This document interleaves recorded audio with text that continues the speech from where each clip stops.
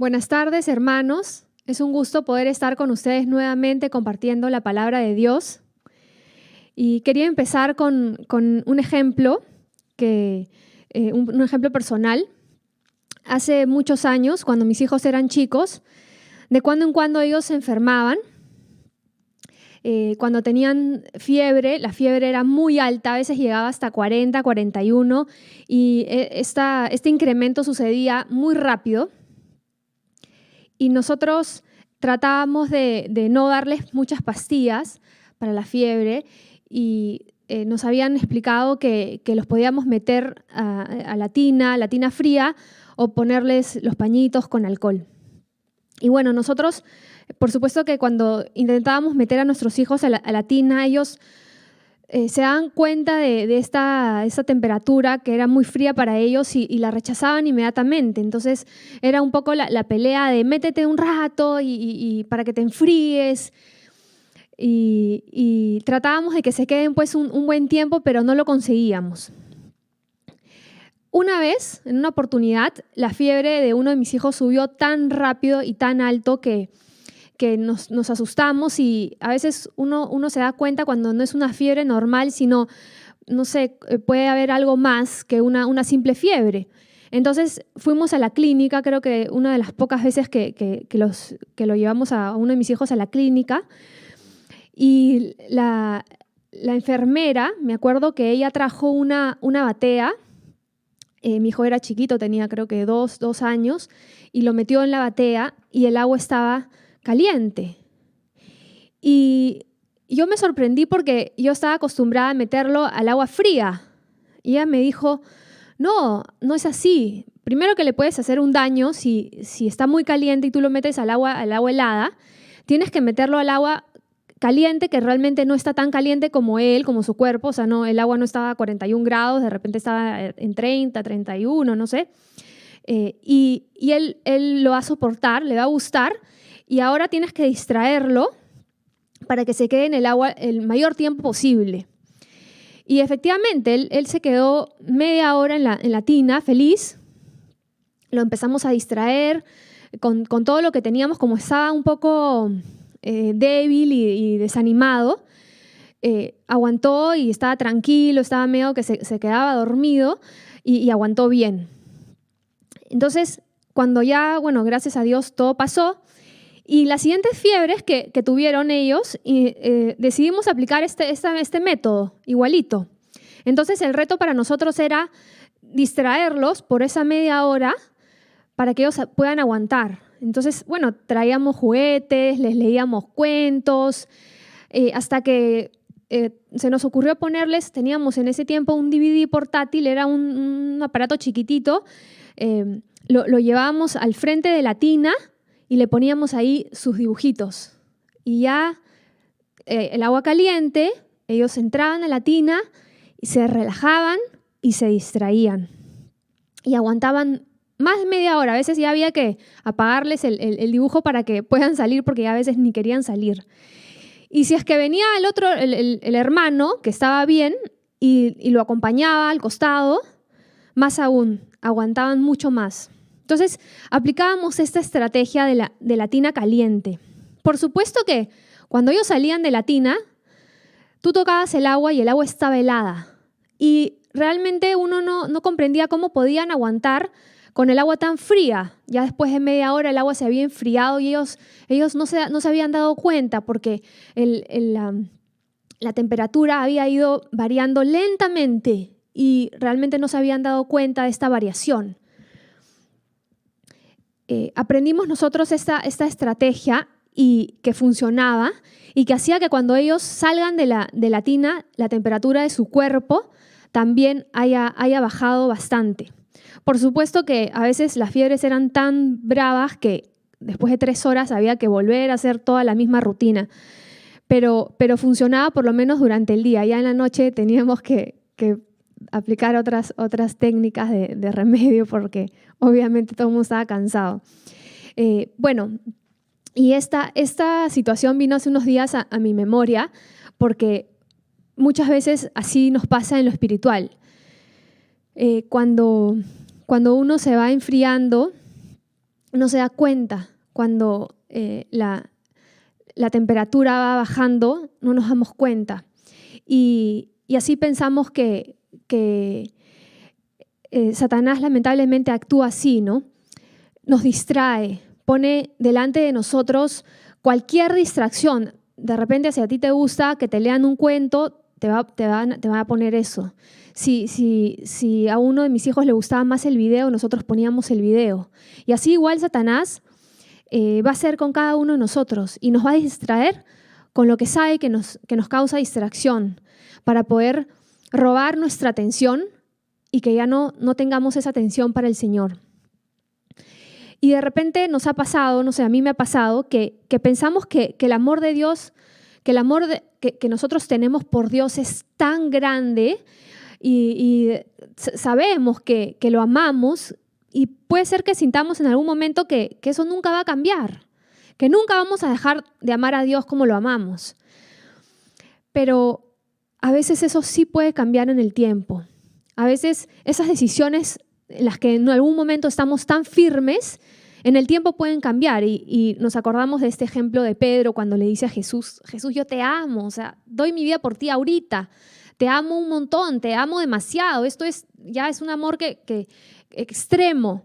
Inmediatamente el Señor le muestra que en realidad no somos así de fieles como Él es fiel. Él nos dijo que Él nos amaba y Él murió en la cruz por nosotros, pero nuestro amor no es tan fiel como el de Él y puede estar en peligro, sobre todo en estos tiempos en donde vemos cómo la situación del mundo está complicándose, vemos cómo los enemigos de Dios se están levantando y eso es peligroso para todo cristiano. Quería compartir con ustedes en Efesios 5:14, por favor, si me pueden acompañar. Pablo escribe esta carta cuando estaba en la cárcel. Su situación de preso no le impedía seguir en la obra. Imagínense en ese tiempo. Él tenía que escribir cartas, enviarlas con alguien, esperar varios días o semanas que esta carta llegara a su destino y después de esa misma carta pudiera ser llevada a otros destinos y luego esperar quizás una respuesta o de repente ni siquiera le respondían. Pero él seguía desde la cárcel a control remoto intentando alentar a miles de personas con sus cartas y seguir enseñándoles lo que él había aprendido de Jesús. Y en esta parte de Efesios 5, en esta sección, en mi Biblia dice, andad en luz. Y ese era el mensaje que Pablo quería dar a la iglesia.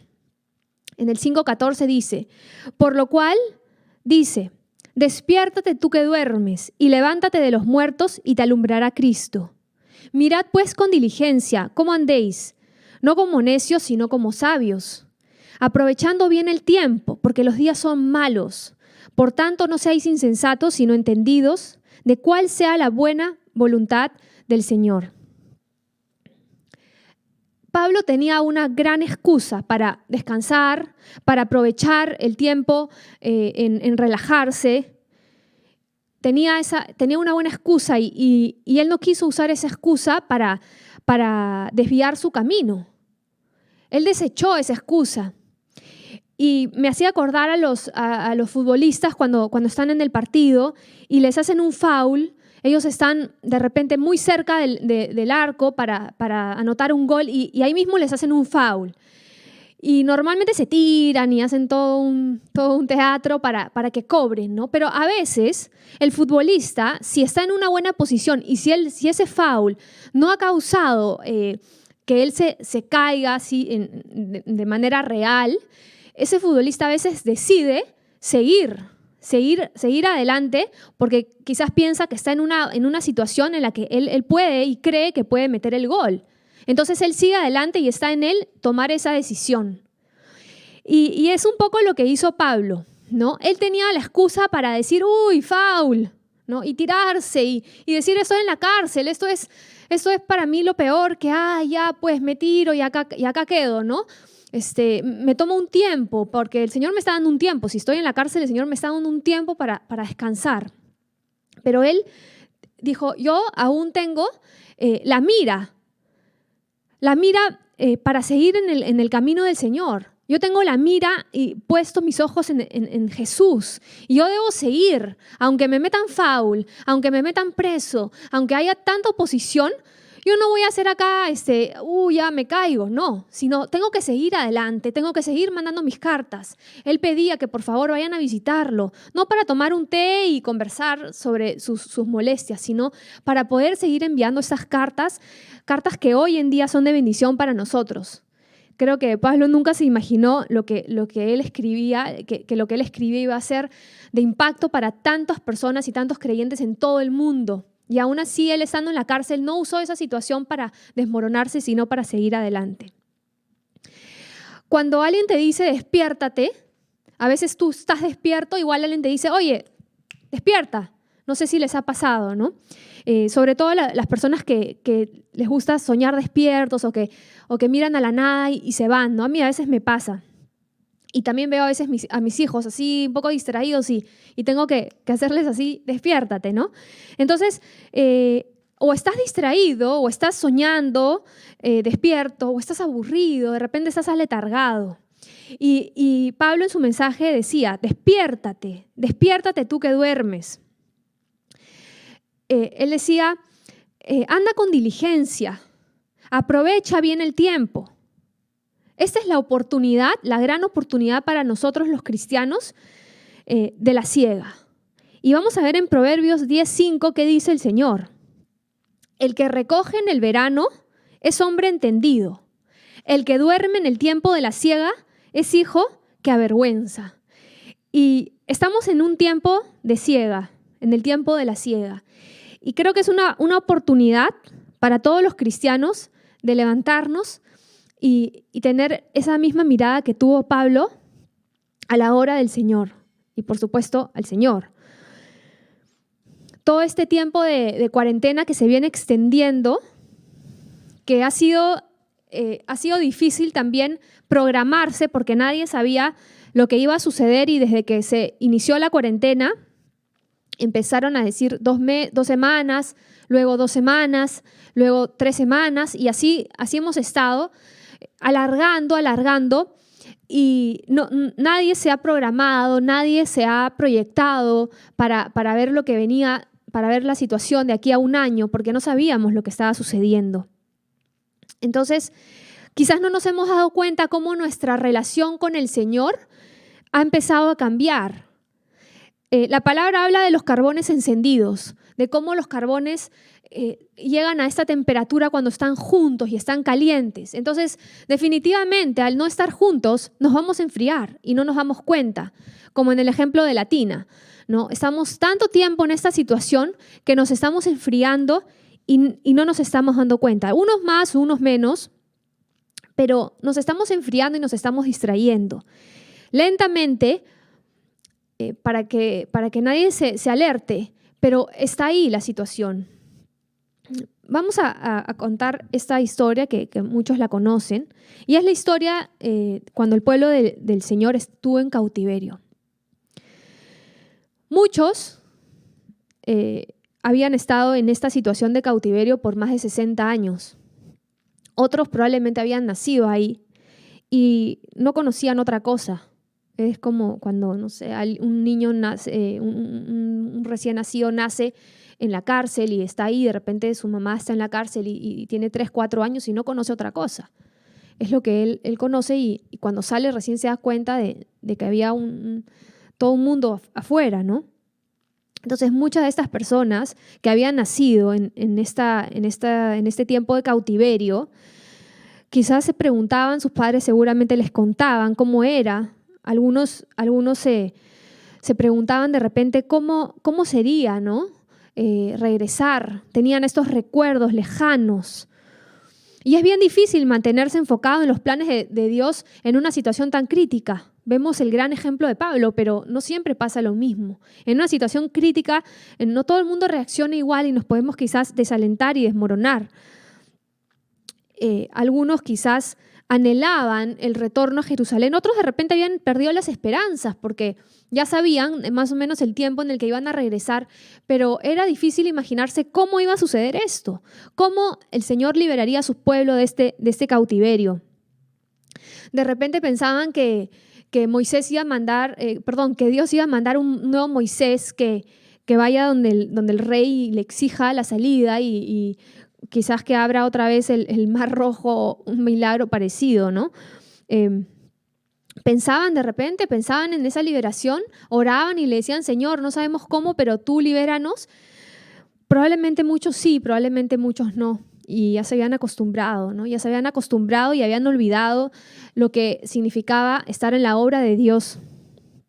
Y es interesante cómo pensar en que Dios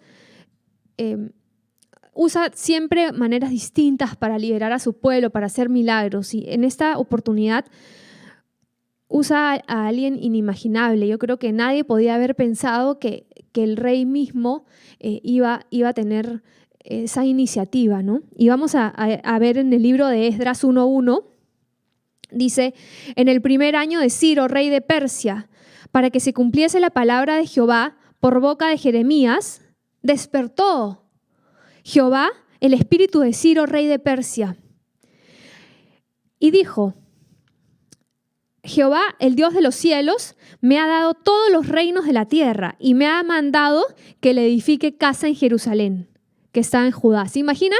Un reino pagano hablando así. Dios me ha mandado esto. Fue el que primero se levantó para guiar a todo el pueblo a que esto ocurriera. Y pregunta, ¿no? ¿Quiénes quieren ir y quiénes quieren ayudar a los que van? Esas dos preguntas él hizo. ¿Quiénes van y quiénes quieren ayudar a los que van? Porque de repente no todos estaban en capacidad de ir. Pero había oportunidad para los que fueran o los que no fueran de servir. Dice en el versículo 5, dice, entonces se levantaron los jefes de las casas paternas de Judá y Benjamín y los sacerdotes y levitas, todos aquellos cuyo espíritu despertó Dios para subir a edificar la casa de Jehová, la cual está en Jerusalén. Habían sacerdotes, levitas, cantores, porteros, sirvientes, cientos de hombres decididos a regresar. Y los que no iban a regresar ayudaron con sus ofrendas. Y Ciro decide devolver todos los utensilios que se habían robado muchos años atrás, decide devolverlos para que la obra esté bien hecha. Y vemos en el capítulo 3 cómo edifican y empiezan a edificar el altar para Dios y se restaura la adoración, las ofrendas, los holocaustos. Inmediatamente, cuando se restaura la adoración y se construye, se edifica el altar, inmediatamente después empieza la oposición, la resistencia. Los sacerdotes habían estado llorando, felices de que esto se diera. Pero inmediatamente se levantan los enemigos disfrazados, intentando escabullirse y ser parte del pueblo, y ser parte del pueblo de Dios, diciendo que van a también ellos que quieren adorar a Dios. Y felizmente que en ese momento Zorobabel, que era el líder de este grupo, se dio cuenta y bien desconfiado no dejó que esto ocurriera. Pero igual estos opositores no se quedaron así nomás. Sobornaron a los consejeros mandando cartas, mintiendo, diciendo cosas que no eran ciertas para que los planes de reconstrucción se detengan. Y así fue. Qué triste para todas las personas que estaban tomando esa decisión de ir a reconstruir el templo, que recién estás empezando, inmediatamente tienes la oposición, ¿no? Después de 70 años, que ya sientes que ha habido un despertar, que el mismo rey está dando la orden y todo el mundo decide ir. Todos se despiertan, muchos aceptan ese llamado, dejan muchas cosas, dejan sus comodidades, dejan la situación en la que vivían, ¿no? Para ir a vivir a un lugar desierto, incómodo, pero estaban felices porque sabían que estaban cumpliendo con la voluntad de Dios. Y están siendo desalentados, intimidados y atemorizados. Después de un tiempo, me imagino que esta cólera y este deseo de querer hacer la reedificación del templo ya se empezó a perder. ya pues se relajaron, pues, ¿no? Total, estaban impedidos de reconstruir y no dependía de ellos, estaban impedidos de hacerlo. No se puede, entonces tomaron la decisión de aprovechar el tiempo y de construir sus casas, de ocuparnos de ellos mismos, de ocuparse de ellos mismos. Bueno, pues todos necesitamos un lugar para vivir y ellos dijeron, bueno, mientras que esperamos que nos den permiso, nos ocupamos de nosotros mismos. Después de unos años, Dios levanta a 2 profetas, a Ageo y a Zacarías. Vamos a leer en Ageo, capítulo 1, versículo 2, perdón. Así ha hablado Jehová de los ejércitos, diciendo, este pueblo dice, no ha llegado aún el tiempo de que la casa de Jehová sea reedificada. Versículo 4. Es para vosotros tiempo, para vosotros, de habitar en vuestras casas artesonadas, y esta casa está desierta. O sea, para ustedes sí, ¿no? Para ustedes sí es tiempo, pero para la casa del Señor no. Pues así ha dicho Jehová de los ejércitos, meditad bien sobre vuestros caminos. Sembráis mucho y recogéis poco, coméis y no os saciáis, bebéis y no os quedáis satisfecho, os vestís y no os calentáis, y el que trabaja jornal recibe su jornal en saco roto. Así ha dicho Jehová de los ejércitos, meditad sobre vuestros caminos. 2 veces el Señor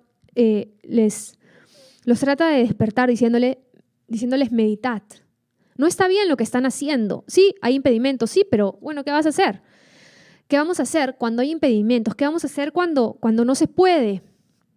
Ya olvidarnos hasta tener de nuevo el permiso. Cuando este profeta habla, el pueblo temió. Lo vemos en el versículo 12, que el pueblo temió delante de Jehová.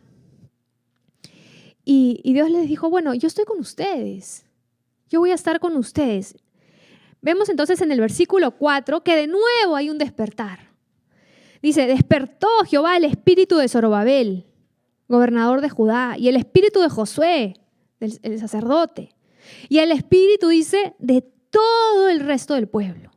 Y vinieron y trabajaron en la casa de Jehová de los ejércitos, su Dios. Segunda oportunidad, tomaron esta oportunidad, otra vez un despertar. Comenzaron a reedificar la casa de Dios que estaba en Jerusalén. Y los que no podían, de repente, ayudaban igual.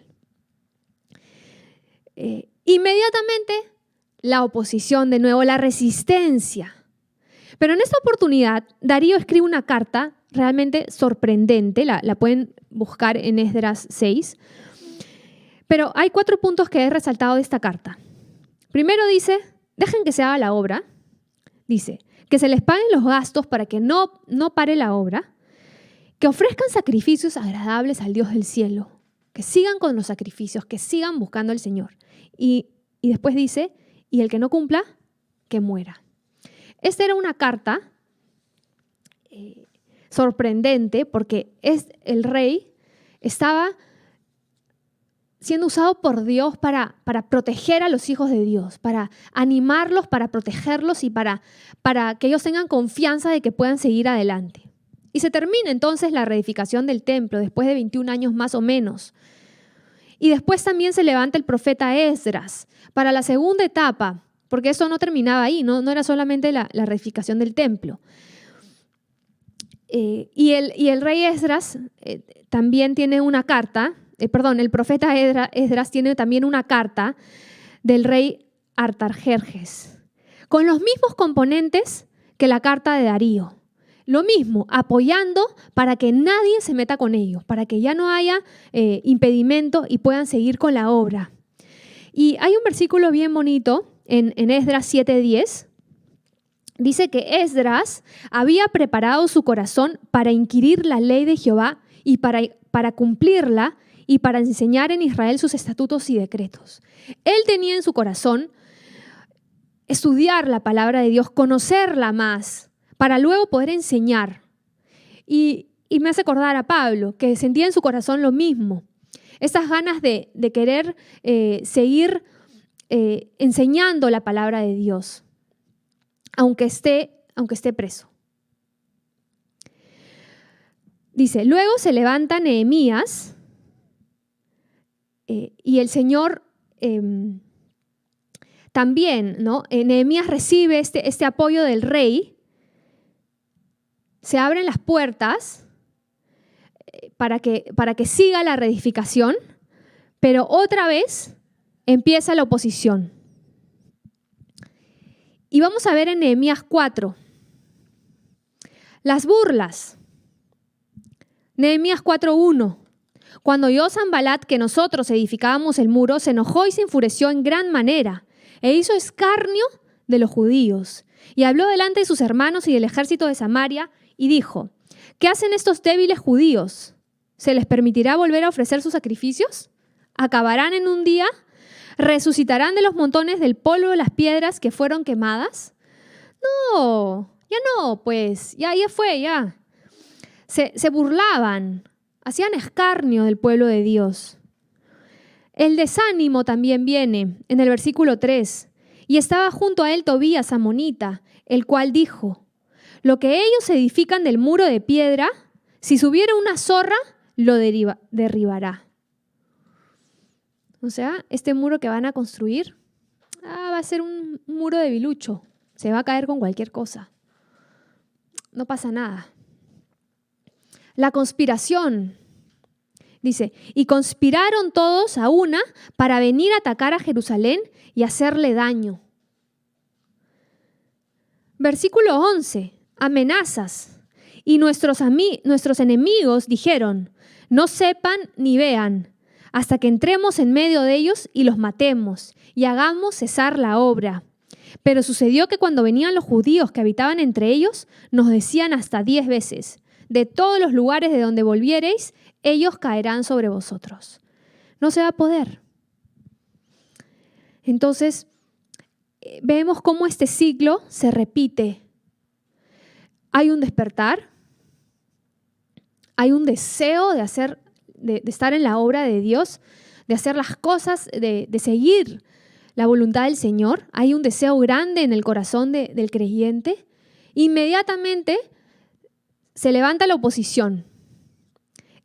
Todas las veces que ellos decidieron ir a reconstruir el templo, decidieron ir a reconstruir los muros, decidieron ir a iniciar de nuevo la adoración en el altar, todas las veces se levanta una oposición. Y no era cualquier oposición, era una oposición de vida o muerte. Eran prohibiciones de vida o muerte. Pasan muchos años para que se termine de construir el templo y los muros. Más tiempo del que ellos estuvieron en cautiverio. Pero, ¿cuál es el ejemplo para nosotros? ¿Cuál es el ejemplo para tu vida y para la mía? ¿Qué tienen en común estos profetas? Zorobabel, Ageo, Nehemías, Esdras. ¿Qué tienen en común? Ellos se dejaron despertar por el Señor. ¿Cómo lo iban a hacer? ¿Cómo iban a actuar? No sabían. Pero sabemos que el Señor va abriendo puertas. Cuando Él nos anima y nos levanta para hacer determinadas cosas, Él va abriendo puertas. Sí, se demoraron más de lo previsto de repente, se desanimaron, muchos se desanimaron, tuvieron mucha oposición todo el tiempo, cada día que ellos intentaban seguir la obra del Señor, tuvieron oposición. Y el Señor hizo también cosas sorprendentes.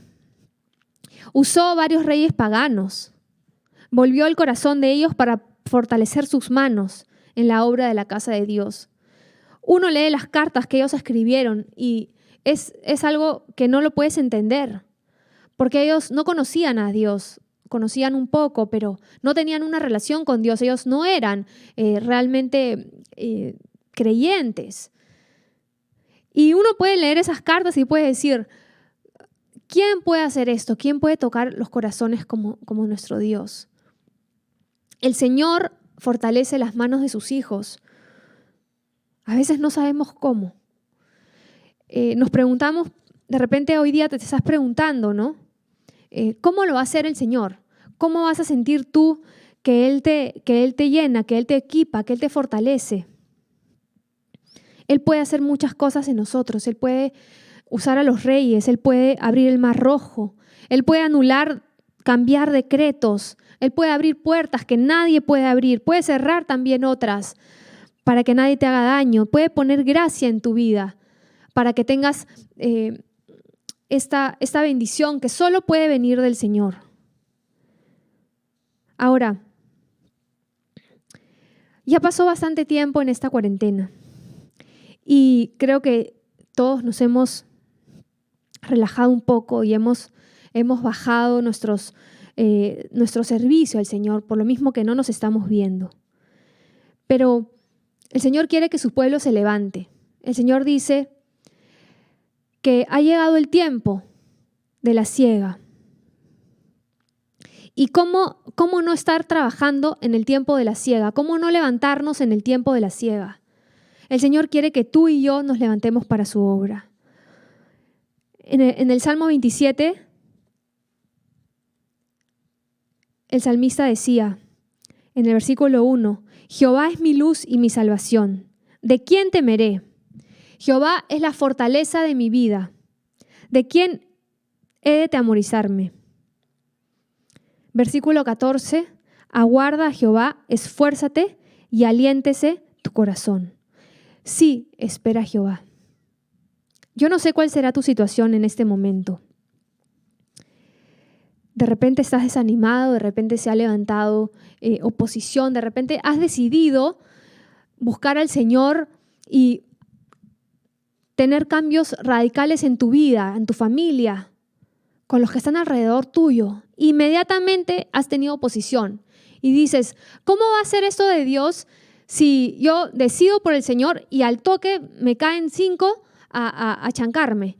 Me caen 5 a desanimarme. Me cae la gente, no sé, las personas que viven conmigo, están encima mío, tratando de desanimarme, tratando de desalentarme, tratando de meterme foul. Entonces yo tengo una buena razón para quedarme quieto otra vez y para quedarme sentado hasta que el Señor abra mis puertas. Muchas veces en esa oposición tenemos que esperar, pero también hay que tener cuidado porque en esa espera uno puede justificarse para no hacer nada más. Y el Señor nos muestra en su palabra que día a día hay oposición para todo creyente. Y nosotros tenemos que levantarnos, tenemos que tomar decisiones, tenemos que entender, como lo hizo Pablo, que no se trata de nuestra situación, sino se trata de que la obra del Señor siga y de que las cosas que nosotros hagamos para su obra van a tener una bendición que va a impactar no solamente a los que están alrededor de nosotros, sino a muchos que nosotros no imaginamos.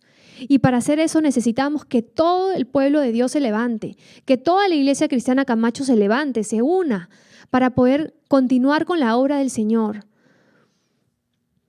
El Señor abrirá puertas, el Señor abrirá los caminos para que podamos avanzar, pero nosotros necesitamos confiar en el Señor. Y quiero invitarlos a cantar esta alabanza. Quiero invitarlos a que abramos nuestro corazón al Señor y que le digamos, Señor, yo no sé cómo lo voy a hacer, pero tú me dices en tu palabra, despiértate. El Señor nos está diciendo, ya despiértate. Hemos estado descansando mucho tiempo. Hemos estado ocupándonos en nuestras casas, de nuestras casas, de nuestra situación. Muchas personas se han quedado sin trabajo, otras personas están trabajando más y están ganando menos. Y sentimos que estamos un poco agobiados con tantas cosas. Y Satanás te quiere distraer y me quiere distraer a mí para que no nos demos cuenta. Y lo ha venido haciendo por todo este tiempo, para que tú y yo no nos demos cuenta. Incluso muchas veces tienes a los hermanos alrededor tuyo acompañándote en esta situación y todos entonces nos relajamos un poco más porque estamos acompañados, como el ejemplo que les di al comienzo. Yo quiero decirle en esta noche al Señor, yo quiero levantarte mis manos, Señor. No sé cómo lo vas a hacer tú, pero yo sé que tú eres maravilloso y tú eres milagroso. Yo quiero que tú llenes este lugar con tu presencia y que nos llenes de tu poder como lo hiciste con Zorobabel, como lo hiciste con Ageo, como lo hiciste con Pablo. Yo quiero, Señor, que tú llenes este lugar con tu poder, que nos llenes, Señor, con tu presencia. ¿Cómo lo vas a hacer? No lo sabemos, pero yo siento este llamado de parte de Dios para seguir avanzando en su obra a pesar de la situación. Gracias, Señor Jesús. Yo quiero levantar mis manos esta noche, Señor, y quiero decirte: aquí estoy, Padre. Aquí está tu iglesia, Señor, tu iglesia cristiana Camacho. Aquí estamos, Señor. Yo sé que muchos de mis hermanos están sintiendo lo mismo, que ya es momento de levantarse para servirte, para seguir en tu obra, para seguir mirándote a ti y buscando, Señor, que todos juntos podamos seguir en la construcción de tu obra, de tu templo. Te necesitamos, Señor. Levantamos nuestras manos y te pedimos tu presencia, Señor, y que llenes este lugar, Señor. Tú eres maravilloso, tú eres milagroso. No sé cómo lo vas a hacer, Señor, pero sabemos todo lo que haces, Señor, en nuestras vidas. Cómo nos amas y cómo haces cosas sorprendentes en nosotros, Señor. Gracias, Padre. Te necesitamos, Señor. En el nombre de Jesús, amén. Gracias, hermanos.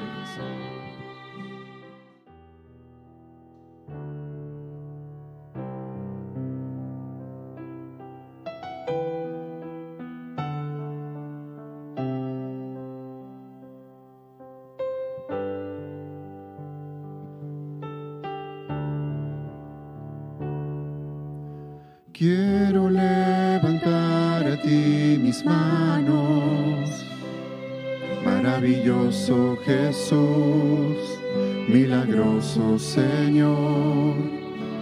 Llena este lugar de tu presencia y haz descender tu poder a los que estamos aquí.